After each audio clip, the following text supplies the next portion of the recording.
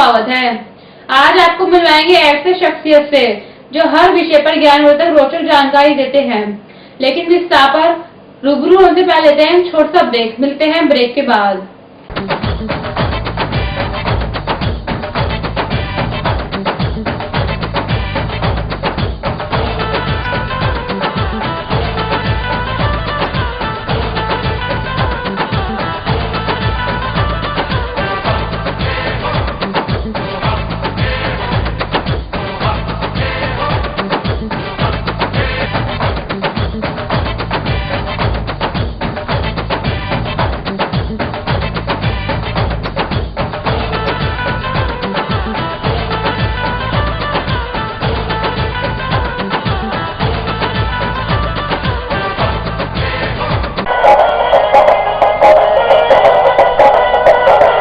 Siddharth International Public school एक ऐसा विद्यालय जहां बच्चे शिक्षा प्राप्त करते हैं और उनका सर्वांगीण विकास होता है। पढ़ाई के अलावा खेलकूद, योगा, कंप्यूटर शिक्षा, मनोरंजन के लिए झूले तथा स्काउट गाइड भी सिखाई जाती है। यहाँ हिंदी, अंग्रेजी माध्यम से शिक्षा के साथ साथ बच्चों को लाने व ले जाने के लिए यातायात सुविधा भी उपलब्ध है। Siddharth International Public School, East of Loni Road, Main Wazirabad Road, Gopalpuri Chowk, Delhi 93।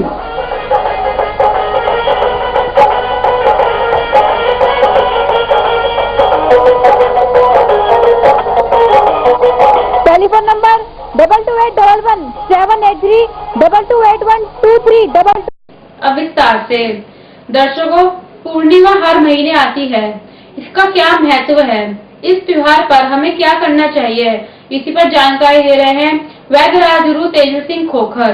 पेश है उनसे हमारे संवाददाता की बातचीत। आयुर्वेद चक्रवर्ती वेदराज तेज सिंह खोखर जी, ये पूर्णिमा हर महीने आती है। इस पूर्णिमा का क्या महत्व है? हमारा देश आध्यात्मिक देश है और जगत गुरु कहलाता है। इस देश के अंदर विभिन्न प्रकार की प्रतिभाएं जो है छुपी हुई है और अध्यात्म के अंदर हमने विश्व को जो है आध्यात्मिक ज्ञान दिया है। पूर्णिमा का अर्थ है कि देवताओं की कला पूर्ण हो जाती है पूर्णिमा तक। और पूर्णिमा का जो दिन होता है उस दिन जो है पूरा जो आध्यात्मिक क्षेत्र है वो डेवलप हो जाता है पृथ्वी पर मर्त्युलोक के अंदर, उसकी चंद्रमा की शीतलता की वजह से। और इसको चंद्रायण व्रत भी कहते हैं। भगवान कृष्ण ये चंद्रवंशी थे और चंद्रमा का अर्थ है सोम, यानी सुंदरता, सोफ्ट।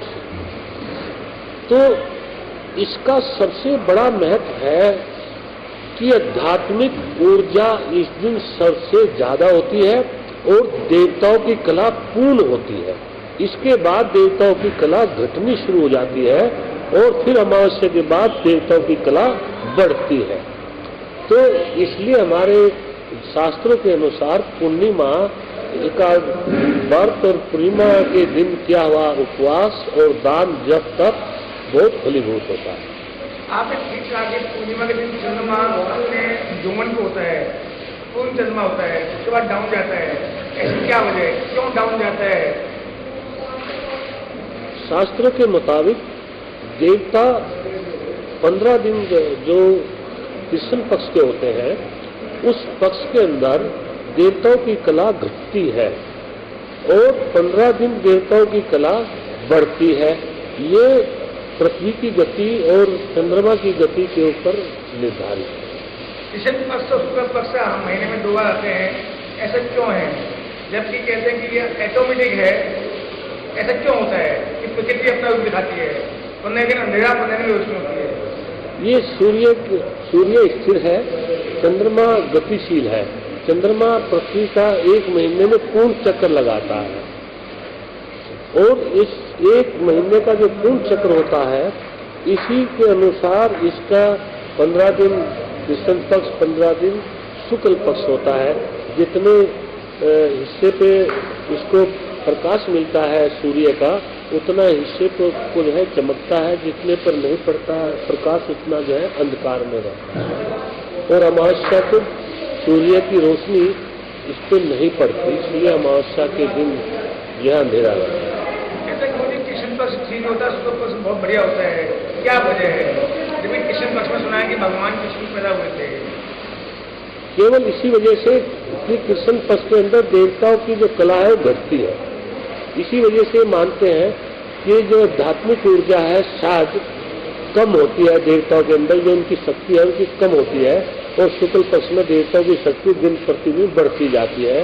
इसी वजह से ज्योतिष जो है कृष्ण पक्ष के बारे में ये अपनी एक राय यही रखता है कि आदमी को अच्छे कर्म जो है शुक्ल पक्ष में करने चाहिए। और ये हमारे शास्त्रों की मान्यता भी कुछ ऐसी है कि जो बढ़ता हुआ क्रम है वही अच्छा होता है, घटता हुआ क्रम जो है ठीक नहीं होता। जो बच्चे कृष्ण पक्ष में पैदा होते हैं और जो शुक्ल पक्ष में पैदा होते हैं, दोनों में क्या फर्क होगा?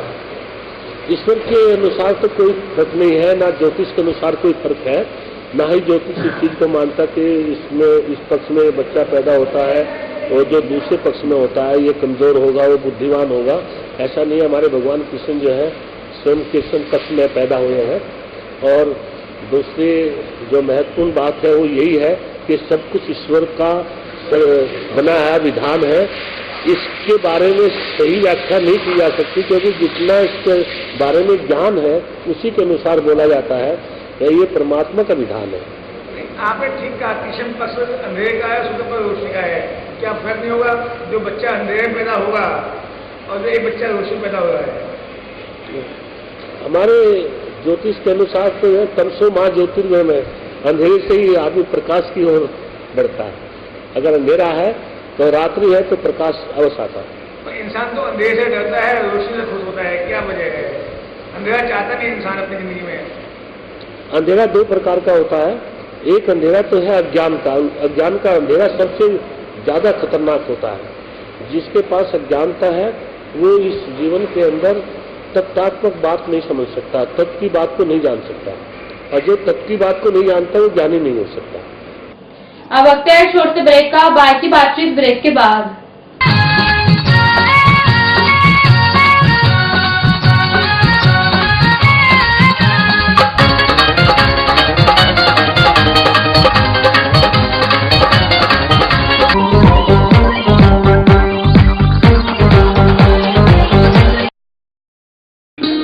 स्वदेशी परंपरा का स्वाभिमान है खादी, आधुनिक फैशन की पहचान है अजय अरोड़ा जी का स्वदेशी खादी भंडार। स्वदेशी खादी भंडार से चूज करें khadi materials, matka silk, satin silk, cotton print व linen. Big range of gents material जैसे kurta pyjama, shirts, Jawahar cut, gents कुर्ते व gents dhoti, and for ladies saris, kurtis, leggings, nighties, ladies shawls, साथ ही बेडशीट्स, ब्लैंकेट्स, दरिया, रजाई व लोई। स्वदेशी खादी भंडार से ले जाएं traditional range of ladies and gents जूतियां, हैंडीक्राफ्ट आइटम्स, किड्स टॉयज, इत्र, room fresheners, perfumes, aroma candles व भगवान की मूर्तियां स्वदेशी खादी भंडार पर उपलब्ध हैं। ग्रामोद्योग संबंधी संपूर्ण आइटम्स जैसे खाने के शुद्ध व उत्तम मसाले, आंवले के सभी प्रोडक्ट्स व शुगर की दवाइयाँ, हैंडमेड सोप्स व हर्बल कॉस्मेटिक्स, वो भी स्पेशल छूट के साथ। कम टुडे स्वदेशी खादी भंडार, भारत अपार्टमेंट, चंदन नगर, सूर्य नगर, गाजियाबाद, विवेक विहार, दिल्ली के सामने। Phones 9338 98840 and 9338 98841।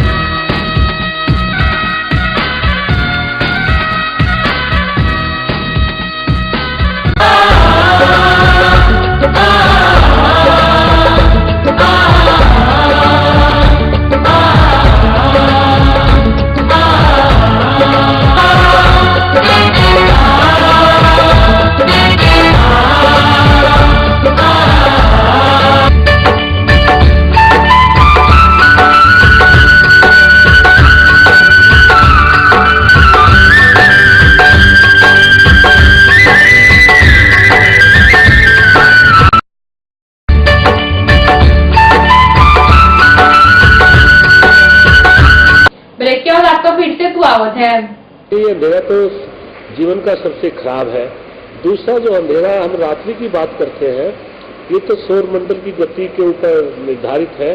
अगर कहीं प्रकाश की व्यवस्था है, जैसे हमारे दिल्ली जैसे शहर में यहाँ प्रकाश की व्यवस्था है और एक शहर इसी से लगता हुआ है तो वो उसके पास का है, तो उस शहर में प्रकाश की व्यवस्था नहीं है, तो यहाँ कार्य करने की अक्षमता और कार्य करने के घंटे जो है बढ़ते चले जाएंगे, वहाँ कम हो जाएंगे, तो इससे कार्य क्षमता भी प्रभावित होती है।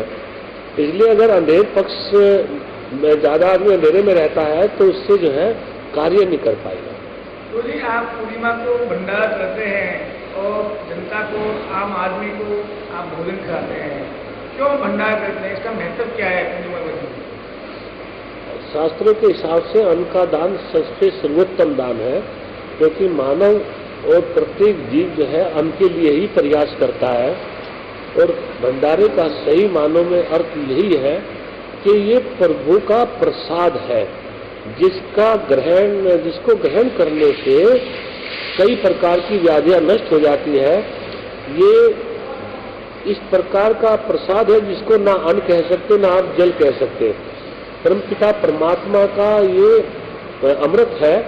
ऐसे हमारे शास्त्रों में लिखा है भगवान के चरणामृत के बारे में, अकाल मृत्युहरम सर्व व्याधि विनाशनम विष्णु पादोदकम पीतवा पुनर्जन्म न विदते।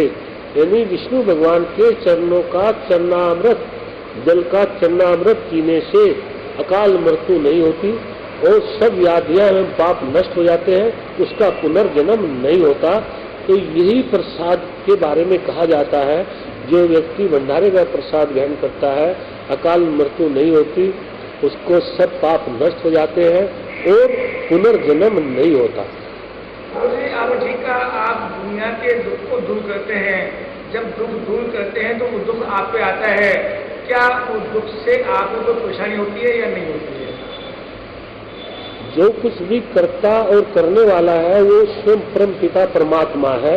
गुरु एक रास्ता बतलाने वाला होता है। अगर आप किसी से रास्ते के बारे में पूछोगे कि भाई ये रास्ता कहाँ जाता है, तो अगर वो आपको सही बताता है तो आपकी आत्मा आपको आशीर्वाद देगी और ये कहेगी भाई जिसने मुझे रास्ता बताया परमात्मा उसका भला करे। अगर वो आपको गलत रास्ता बताएगा तो आपकी आत्मा बद्दुआ देगी। तो इसलिए ये रास्ता है, इससे परेशानी तभी आएगी जब आने वाले को गलत रास्ता बताया जाएगा। गुरु जी, जब आप दुखों का अंत करते हैं तो आपके यौवन, आपके मुख पर चमक आ जाती है, क्या वजह है? ऐसा दिखता है फेस आपका जैसे भगवान के दर्शन हो रहे हैं। मानव ईश्वर की कृति है और जो कुंडलियां हैं उसके अंदर परमात्मा की अद्भुत शक्ति जो है समाई हुई है।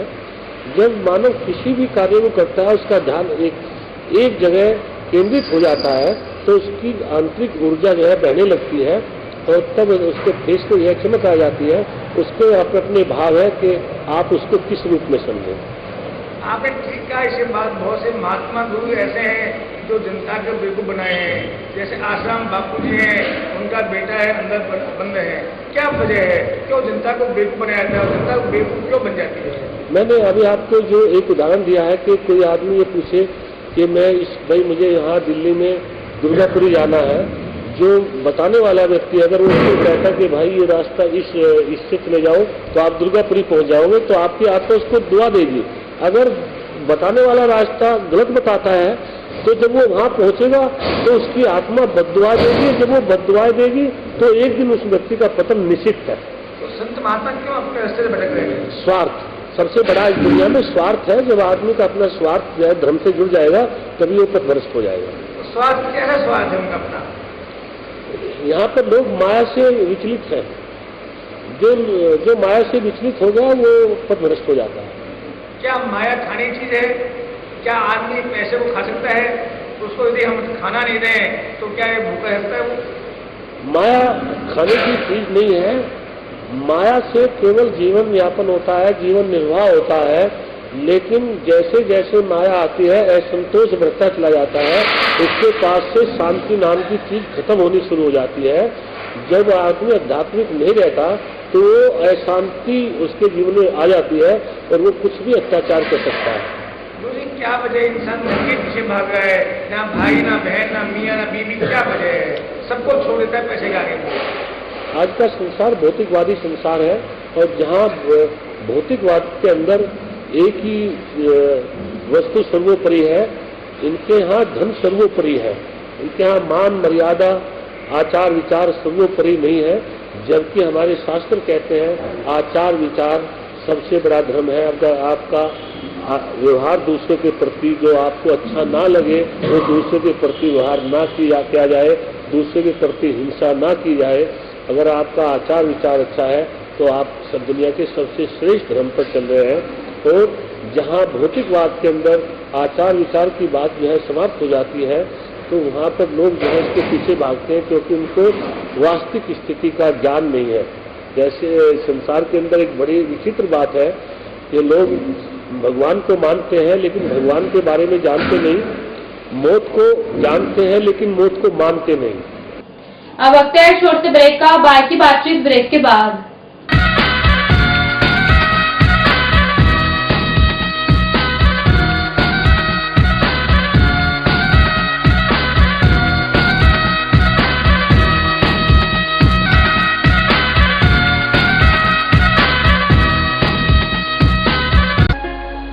Modern KD field public school एकमात्र ऐसा शिक्षण संस्थान है जहां आपके बच्चों को प्री नर्सरी कक्षा के अलावा कक्षा 1 से 8 तक अंग्रेजी माध्यम में शिक्षा प्रदान की जाती है तथा बच्चे अपनी रुचि अनुसार नृत्य एवं संगीत भी सीख सकते हैं।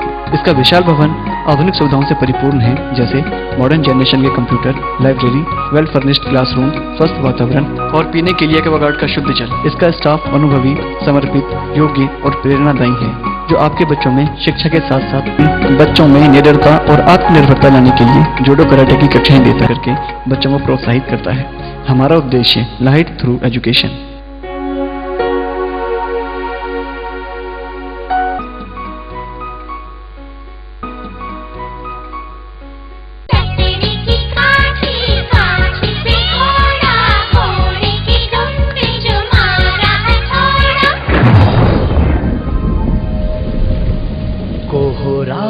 मिटा के हर नन्हा सूरज बन जाने लगा।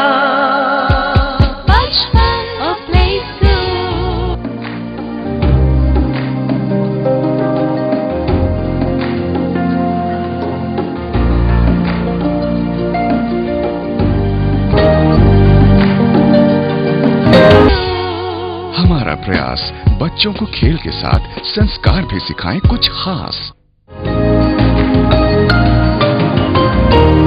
Ready to have a feast of taste as ABS Enterprises presents देवभूमि उत्तरांचल का उत्कृष्ट उत्पादन CKG mouth watering fruit jams, continental sauces, pickles in different flavors, vinegar, delicious tomato ketchup, U and CKG. What a great combo! Admission open in quest of quality and equality. Gandhi Anglo Public School, GAP School, English Medium recognized, Chajjupur, Shahadra, Delhi 32. Contact 22831 Big playground, swings, slides, soft toys and swimming pool for kids. Transport facility, punctuality, perfection and discipline is our motto.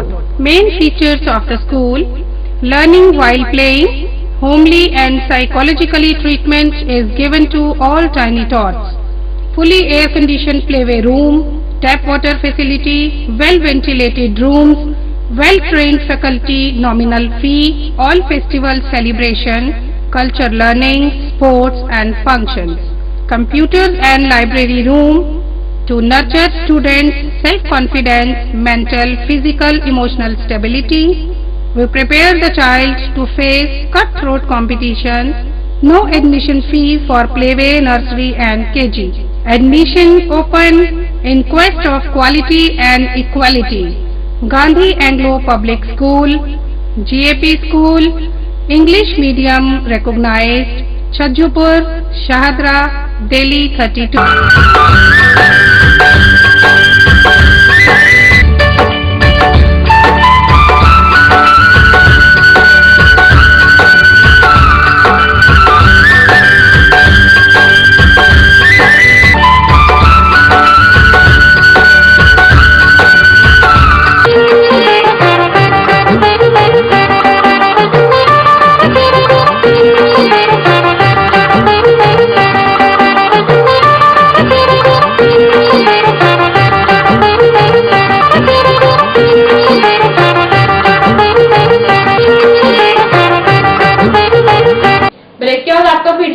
कहावत है।